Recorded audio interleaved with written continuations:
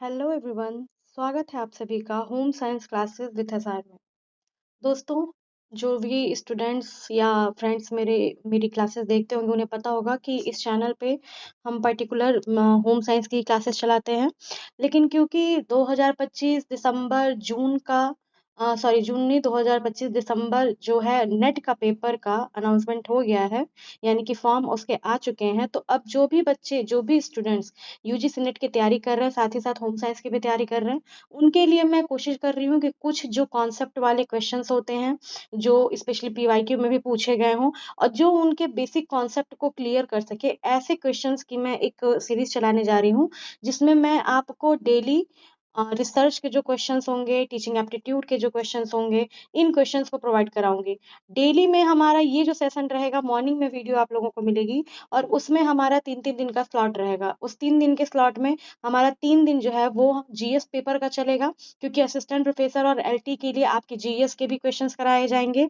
उसमें जो भी पीवाई के क्वेश्चंस हैं, मैं पर्टिकुलर उन्हीं पे ही फोकस करूंगी। लेकिन जो यूजीसी नेट का हमारा पैटर्न रहेगा, वो भी 3 डेज का होगा, और उस पैटर्न में हम क्या करेंगे कि हम बेसिक के जितने भी क्वेश्चंस होंगे, रिसर्च के, टीचिंग एप्टीट्यूड्स के, ऐसे क्वेश्चंस, ऐसे टॉपिक्स जो हर बार पेपर में पूछे ही जाते हैं, उनको कवर करेंगे। तो इसीलिए आज ही इस का श्री गणेश हम करने जा रहे हैं। तो आई होप कि आप लोगों को अच्छा लगेगा, क्लास अच्छा लगेगा तो लाइक शेयर सब्सक्राइब जरूर कर दीजिएगा। दोस्तों, आप लोग वीडियोस देखते हैं लेकिन लाइक भी नहीं करते हैं और शेयर भी नहीं करते हैं। ठीक है, कोई बात नहीं, आपको अच्छा लगेगा तो आप बिना कहे ही कर देंगे। तो चलिए, आज की पहली क्लास हमारी, जिसमें रिसर्च एप्टीट्यूड को हम कवर करेंगे, और इसमें भी हमारा बेसिक इंट्रोडक्शन के कुछ पीवाईक्यूज हैं और कुछ एमसीक्यूज हैं। तो लेट्स स्टार्ट। सबसे पहला क्वेश्चन देखिए क्या है। Research is primarily a process of, देखिए बहुत सिंपल सिंपल से क्वेश्चंस होंगे, आप आराम से आंसर कर लेंगे। मैं आपको थोड़ा थोड़ा टाइम दूंगी, लेकिन आप कोशिश करिएगा जल्दी जल्दी आंसर करने की, क्योंकि ये लाइव क्लास तो है नहीं, रिकॉर्डेड है, तो आप अपने से भी आंसर करते रहिएगा। और आपसे एक रिक्वेस्ट करूंगी कि कॉपी पेन लेकर के बैठिए, और इन सिर्फ क्वेश्चंस का एक वन लाइनर नोट्स आप बनाते रहिए। आप देखेंगे कि जब ये सीरीज हमारी कंप्लीट होगी, लगभग लगभग 90 डेज या 80 डेज जो भी हमारे पास बचे होंगे, उसके बीच में हमारे पास बहुत सारे क्वेश्चंस हो जाएंगे। ठीक है, तो आप लोग प्लीज इसको कोशिश करिएगा नोट डाउन करने का। तो चलिए स्टार्ट करते हैं। Research is primarily a process of what, यानी कि अनुसंधान मुख्य रूप से कौन सी एक प्रक्रिया है, किस प्रकार की एक प्रक्रिया है। तो क्या ये मैनिपुलेशन की प्रक्रिया है, क्या ये ऑब्जर्वेशन का है, एक्सप्लोरेशन का है, या फिर डिस्कवरी की है। तो देखिए, रिसर्च का मतलब ही क्या होता है, सर्च का मतलब खोज करना, यानी कि डिस्कवरी। तो research is a process of discovery. ठीक है, तो ये डिस्कवरी यानी कि खोज की एक प्रक्रिया होती है। और ये किस वर्ड से बनता है, कैसे डिराइव होता है, ये हम अगले क्वेश्चन में देखेंगे।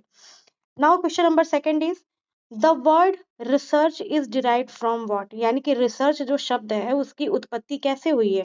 तो क्या ये फ्रेंच वर्ड रिसर्चर से हुई है, क्या ये लैटिन वर्ड रिसर्चस से हुई है, क्या ये ग्रीक वर्ड रहसिस से हुई है, या ये जर्मन वर्ड रिसर्चन से हुई है। ठीक है, तो सही आंसर ऑप्शन नंबर ए होगा आपका, क्योंकि ये एक फ्रेंच वर्ड रिसर्च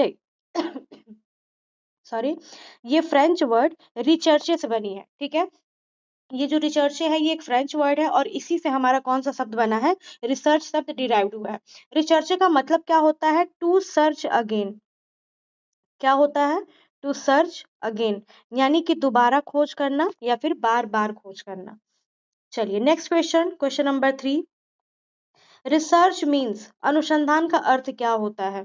देखिए, कई बार बहुत सिंपल सिंपल से क्वेश्चंस आते हैं, लेकिन आप लोग क्या करते हैं, बहुत हार्ड हार्ड क्वेश्चंस पढ़ लेते हैं। ठीक है, लेकिन सिंपल क्वेश्चंस को आप लोग क्या करते हैं, किनारे कर देते हैं। तो जब तक, ध्यान दीजिए बच्चों, आप लोग कॉन्सेप्ट नहीं समझेंगे किसी भी एग्जाम के पैटर्न का, किसी भी टॉपिक का, तब तक आप क्वेश्चंस को नहीं अटेम्प्ट कर पाएंगे, आपसे कुछ न कुछ गलतियां जरूर होंगी। इसीलिए आपका बहुत जरूरी है कि आप कॉन्सेप्ट को समझें।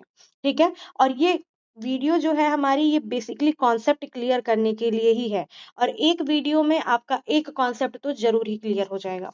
तो चलिए क्वेश्चन पे देखिए, क्वेश्चन नंबर 3। रिसर्च मीन्स, अनुसंधान का अर्थ क्या होता है। अभी बताया है, रिसर्चिंग किससे रिलेटेड है, डिस्कवरी से रिलेटेड है, यानी कि सर्चिंग अगेन एंड अगेन, यानी कि बार बार खोज करना है। रिसर्च, सर्च का मतलब खोज, और री का मतलब क्या है, पुनः या बार बार। तो searching again and again is meaning of research. Finding solution ये आगे हम देखेंगे, ठीक है। हाइपोथेसिस टेस्टिंग ये इसका पार्ट है। डेटा फैक्ट करना, कलेक्ट करना, ये सारी चीजें क्या है, ये सारी रिसर्च के पार्ट है। Question number 4, the main objective of research, अनुसंधान का जो प्रमुख उद्देश्य होता है वो क्या होता है? टू डिस्कवर न्यू फैक्ट्स यानी कि नए तथ्यों की खोज करना, टू टेस्ट ओल्ड थियरीज यानी कि पुराने सिद्धांतों की जांच करना, टू फाइंड न्यू इंटरप्रिटेशंस यानी कि नए अर्थ निकालना, या फिर उपरोक्त सभी। ठीक है, आपसे क्वेश्चन पूछ रहा है कि मुख्य उद्देश्य क्या है रिसर्च का। तो ध्यान दीजिए कि ये सारे के सारे ये आपके क्या है, रिसर्च के उद्देश्य हैं, यानी कि all of the above is the correct answer. क्या क्या होता है इसमें? नए तथ्यों की खोज की जाती है। हाँ भाई, पुराना अगर कोई तथ्य है भी हमारे पास तो उसी के बेसिस पे हम क्या करते हैं, नए तथ्यों की खोज करते हैं। और जो भी पुरानी थियरीज होती हैं उनको क्या हम करते हैं, उनकी जांच करते हैं।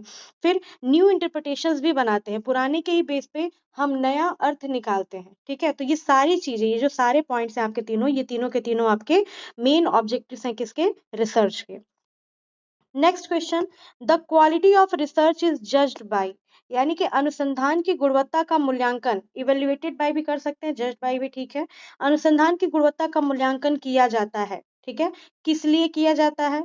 क्या रिलेवेंस ऑफ थियरी के लिए, यानी कि सिद्धांत से संबंध जांचने के लिए, ओरिजिनलिटी के लिए, मौलिकता के लिए, एक्यूरेसी यानी कि शुद्धता के लिए, या उपरोक्त सभी।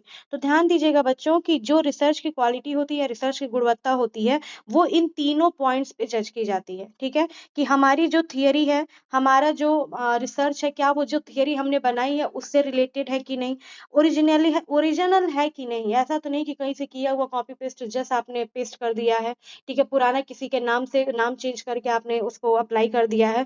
तो ओरिजिनलिटी भी होना चाहिए, और एक्यूरेसी यानी कि शुद्धता होनी चाहिए। एक्यूरेसी बहुत ही बड़ा फैक्टर है किसका? रिसर्च का। ठीक है, एक्यूरेसी बहुत मैटर करता है। तो ये तीनों की तीनों ही चीजें क्या है, आपकी सही हैं, इसलिए ऑप्शन डी जो है आपका राइट आंसर हो जाएगा। चलिए चलते हैं क्वेश्चन नंबर 6 पे। विच of the following is not a characteristics of research, यानी कि निम्न में से कौन सा अनुसंधान की विशेषता नहीं है, आपको बताना है। पहला ऑप्शन दिया है सिस्टमेटिक अप्रोच यानी कि व्यवस्थित दृष्टिकोण, इम्पीरिकल अनुभवजन्य, सब्जेक्टिव यानी कि व्यक्तिपरक, या फिर कंट्रोल यानी कि नियंत्रित। ठीक है, तो देखिए रिसर्च की बात कर रहे हैं, रिसर्च ऑब्जेक्टिव होता है, सब्जेक्टिविटी यहाँ पे नहीं होती है। हम एक उद्देश्य बनाते हैं और उस उद्देश्य को पूरा करते हैं, न कि किसी वस्तु या फिर व्यक्ति के अकॉर्डिंग हम चीजों को करते हैं। ठीक है, research is a systematic approach, system से चलने वाला प्रोसेस है। ऐसा नहीं है कि समस्या बनाने से पहले ही हमने डेटा कलेक्ट कर लिया। भाई कोई भी काम हम क्या करेंगे, रिसर्च में हम स्टेप बाय स्टेप करेंगे, चरण दर चरण करते जाएंगे। ठीक है, पहले हम आइडेंटिफाई करेंगे अपने प्रॉब्लम को, फिर ऑब्जेक्टिव सेट करेंगे, लिटरेचर रिव्यू होगा हमारा, फिर हम डेटा कलेक्ट करेंगे, फिर इंटरप्रिटेशन होगा, फिर लास्ट में हमारा रिजल्ट, कंक्लूजन, बिब्लियोग्राफी, ये सारी चीजें आती हैं, और हम स्टेप बाय स्टेप चीजों को क्या करते हैं, फॉलो अप करते हैं। ठीक है, देखिए एक वीडियो मैं आप लोगों के लिए अपलोड करूंगी, उसमें मैंने ऑलरेडी रिसर्च के बहुत सारे क्वेश्चंस किए हुए हैं, और उसको उसमें कुछ कुछ मेन मेन जो टॉपिक्स हैं उसको भी क्लियरेंस के साथ किया हुआ है, तो वो भी मैं आपका कुछ दिनों बाद अपलोड कर दूंगी। फिलहाल ये बेसिक है, तो इसलिए बेसिक आपके लिए पहले करना जरूरी है।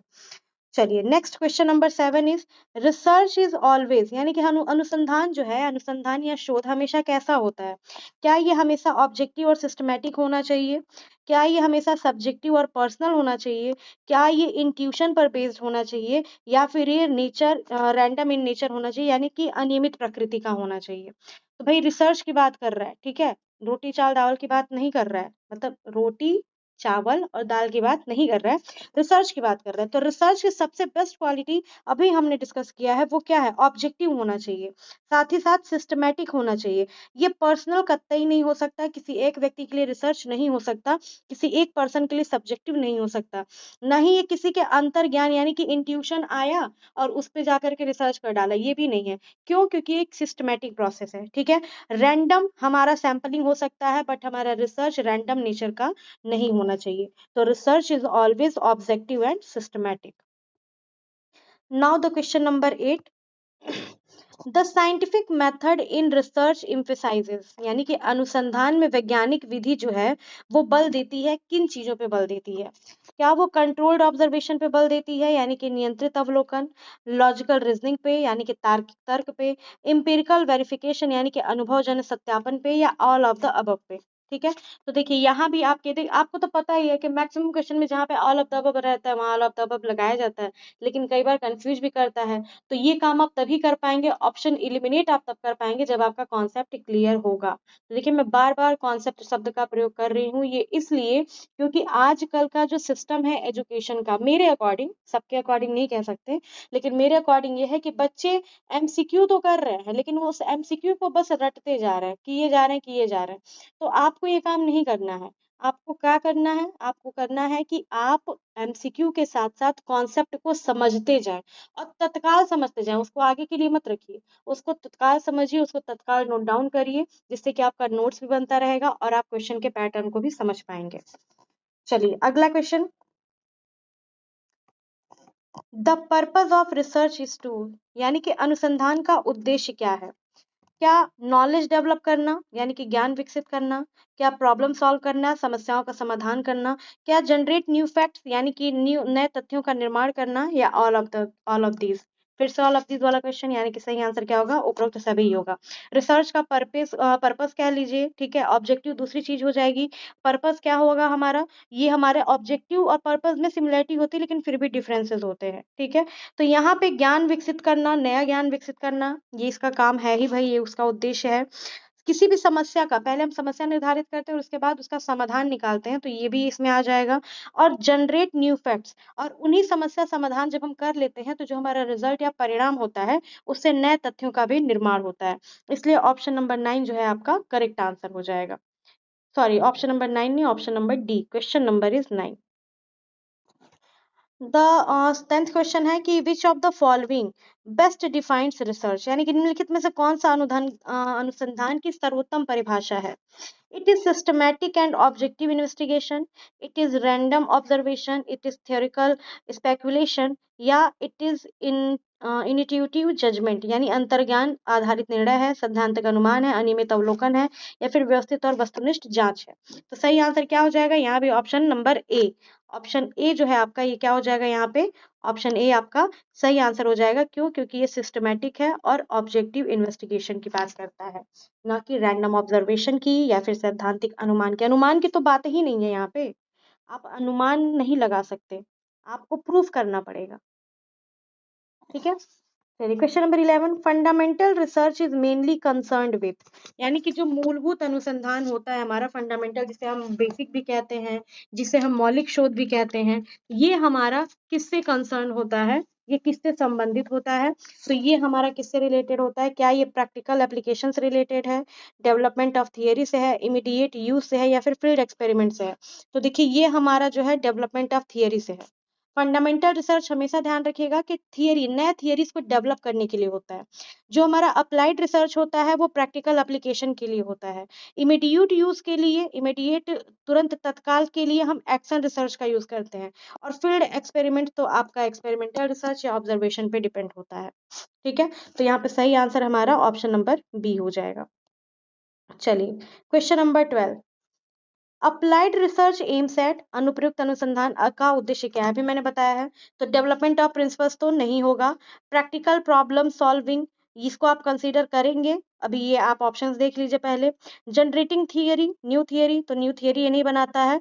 प्रिंसिपल्स का डेवलपमेंट और जनरेटिंग न्यू थियरी, ये दोनों काम किसके होते हैं? ये दोनों काम होते हैं हमारे बेसिक रिसर्च के। एकेडमिक लर्निंग से रिलेटेड ये नहीं है, एकेडमिक लर्निंग से रिलेटेड होता है हमारा एक्शन रिसर्च। तो यहाँ भी ऑप्शन बी जो है हमारा क्या हो जाएगा? ये हमारा करेक्ट हो जाएगा, यानी कि प्रैक्टिकल प्रॉब्लम सॉल्विंग।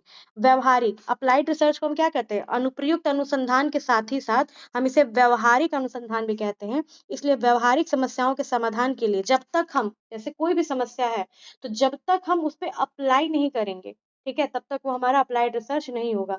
तो जब हम किसी समस्या पे कोई किसी भी शोध के रिजल्ट को अप्लाई कर देते हैं तो वो हमारा क्या हो जाता है? अप्लाइड रिसर्च हो जाता है।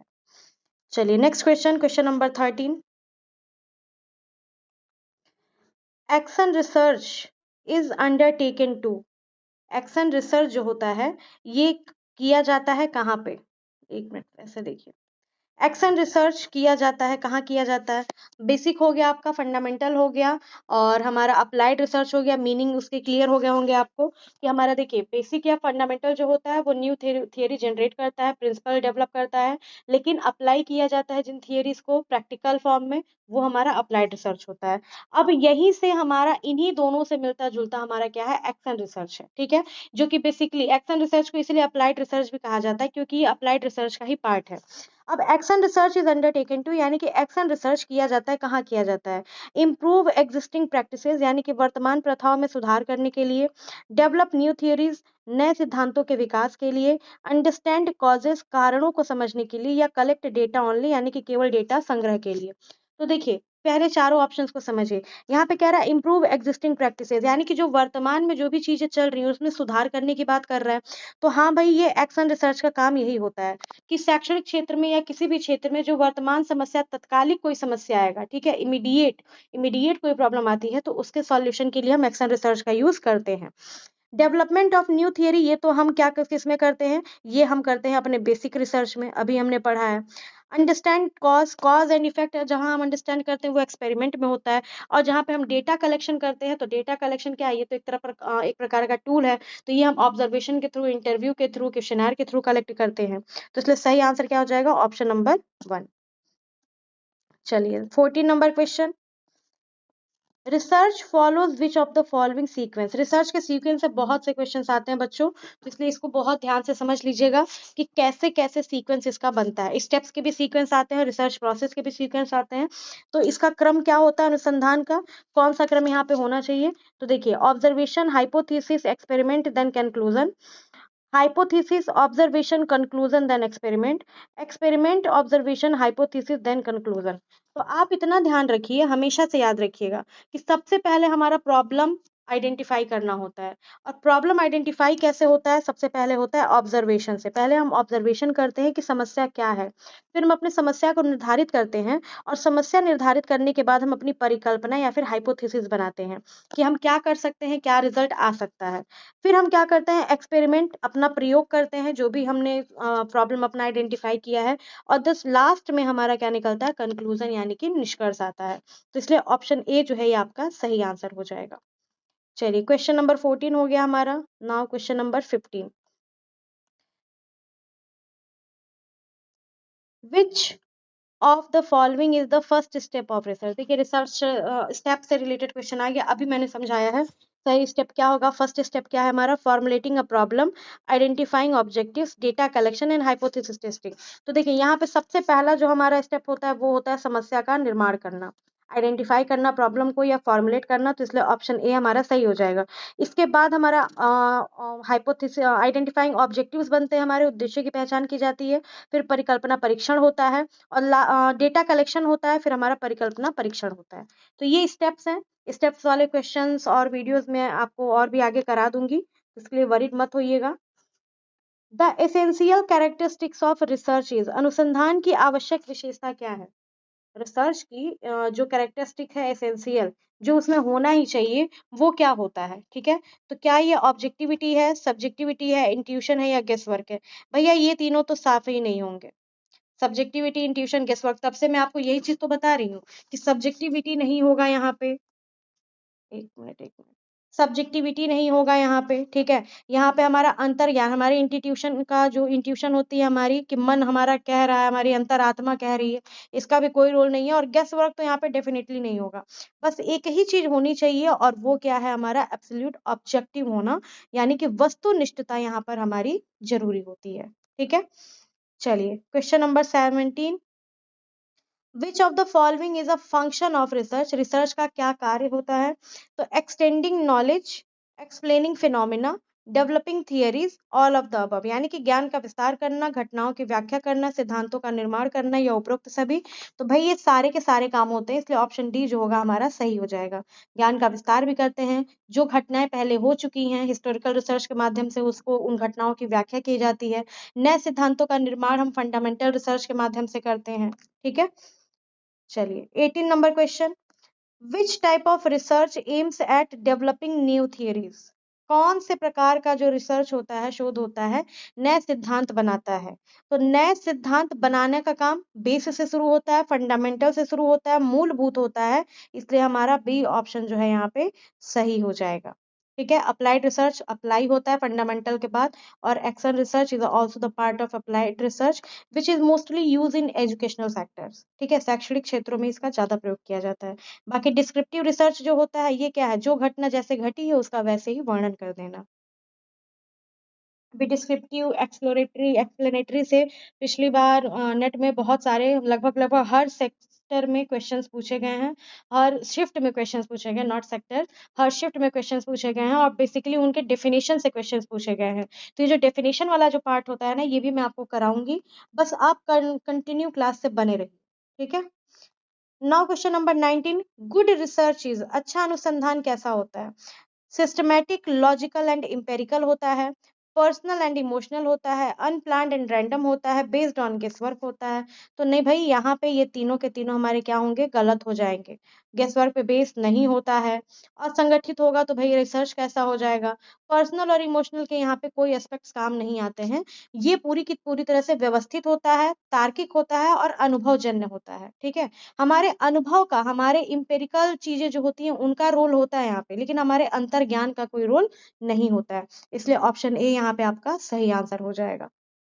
चलिए question number 20, the term hypothesis means, यानी कि परिकल्पना जो शब्द है, इसका अर्थ क्या होता है? Tentative solution, final conclusion, experimental design या स्टैटिस्टिकल टेस्ट। अस्थायी समाधान होता है, अंतिम निष्कर्ष है, प्रयोगात्मक संरचना या फिर सांख्यिकी परीक्षण। तो देखिए, हाइपोथेसिस का जो मीनिंग होता है वो बेसिकली ये होता है कि ये क्या कहता है, टेंटेटिव सॉल्यूशन बनाने का काम करता है हाइपोथेसिस हमारा। ठीक है, तो इसलिए इस शब्द का मीनिंग भी क्या है, टेंटेटिव सॉल्यूशन। क्लियर है? टेंटेटिव सॉल्यूशन यानी कि एक अस्थायी क्या करना, समाधान प्रोवाइड कराना। चलिए अगला क्वेश्चन देखते हैं।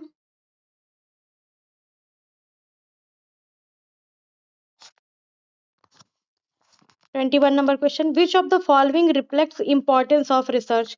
रिसर्च का इंपॉर्टेंस, उसकी महत्ता को कौन दर्शाता है? तो ज्ञान का विस्तार, knowledge expansion, solving social problem, सामाजिक समस्याओं का समाधान करना, पॉलिसी फॉर्मेशन फॉर्मुलेशन यानी कि नीतियों का निर्माण करना, या ऑल ऑफ द अबव। तो यहाँ पे सही आंसर क्या हो जाएगा, ऑल ऑफ द अबव। इसको मैंने पहले भी एक्सप्लेन कर दिया है कई बार। Now question number 22, which statement is not true about research? अब तक आपने पढ़ा कि कौन कौन सी चीजें ट्रू है रिसर्च के बारे में। अब आप बताएंगे कि रिसर्च के बारे में कौन सा ट्रू नहीं है, अनुसंधान के बारे में कौन सा कथन सही नहीं है। तो research is a random process, नहीं, ये रैंडम प्रोसेस हमारी नहीं है। ठीक है, research is a logical and systematic, तो हाँ ये होती है, इसलिए यहाँ पे ये ऑप्शन नहीं होगा। Research is based on evidence, अनुसंधान जो है वो साक्ष्यों पर आधारित होता है। एक मिनट, इसका चौथा ऑप्शन नहीं दिख रहा है। क्या कह रहा है कि research is objective, research is based on evidence. तो भैया एविडेंस पे तो बेस्ड होता ही है ये। रिसर्च इज ऑब्जेक्टिव, ये भी क्या है, बिल्कुल सही बात है कि ऑब्जेक्टिव होता है। तो आपसे सही नहीं पूछ रहा, आपसे पूछ रहा कौन सा नहीं है। तो ऑप्शन नंबर ए यहाँ सही होगा कि research is a random process, यानी कि अनुसंधान एक क्या है, अनियमित प्रक्रिया है। ठीक है, बाकी ये सारे के सारे ऑप्शन करेक्ट हो जाएंगे हमारे। चलिए नाउ क्वेश्चन नंबर 23, कहीं बड़ा हो रहा है कहीं छोटा हो रहा है। 23, the term empirical mean, hypothesis का मीनिंग था, अब इम्पेरिकल का मीनिंग पूछ रहा है। इम्पेरिकल का मतलब क्या होता है, अनुभव। ठीक है, तो यहाँ ऑप्शन देख करके आप आराम से समझ सकते हो कि अनुभव या अवलोकन पर आधारित, यानी कि बेस्ड ऑन एक्सपीरियंस और ऑब्जर्वेशन। ये हमारा ऑप्शन नंबर ए क्या हो जाएगा, सही हो जाएगा। चलिए next question 24 number, which of the following is a basic feature of research? अनुसंधान की मूल विशेषता कौन सी होती है? वेरिफिकेशन, सत्यापन करना, ऑब्जर्वेशन अवलोकन करना, वस्तुनिष्ठता या उपरोक्त सभी। तो ये उपरोक्त सभी हो जाएगा। तीनों के तीनों ऑप्शन क्या है आपके, सही है। वेरीफाइड होना चाहिए, ऑब्जर्वेशन उसमें रहता ही रहता है, और ऑब्जेक्टिव होना चाहिए। ये सारे के सारे बेसिक फीचर है रिसर्च के। Question number 25, the ultimate goal of research is. ठीक है, गोल क्या होता है, अल्टीमेट गोल यानी कि अंतिम लक्ष्य किसका, रिसर्च का क्या है? डिस्कवरी ऑफ ट्रुथ, सत्य की खोज करना, डेटा कलेक्शन करना, डेटा संग्रह, राइटिंग रिपोर्ट, रिपोर्ट लिखना, टेस्टिंग टूल, उपकरण निरीक्षण। तो भैया ये सब काम तो इसके पार्ट है, लेकिन अल्टीमेट गोल होता है किसी भी रिसर्च का सत्य की खोज करना, यानी कि डिस्कवरी ऑफ ट्रुथ। ठीक है, चलिए नेक्स्ट क्वेश्चन इन रिसर्च देखिए टर्म से रिलेटेड क्वेश्चन ज्यादा हैं आपके।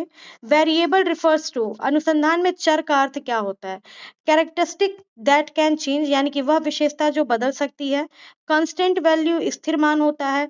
फिक्स्ड नंबर, निश्चित संख्या होती है, या नन होगा? तो सही आंसर क्या होगा? ऑप्शन नंबर ए, कैरेक्टरिस्टिक्स, यानी कि वह विशेषता जो क्या होती है? मैनिपुलेट होती है, जिसमें मैनिपुलेशन होता है, हेर फेर होता है। इंडिपेंडेंट वेरिएबल्स चेंज होते हैं, डिपेंडेंट वेरिएबल्स पे इफेक्ट दिखाई देता है।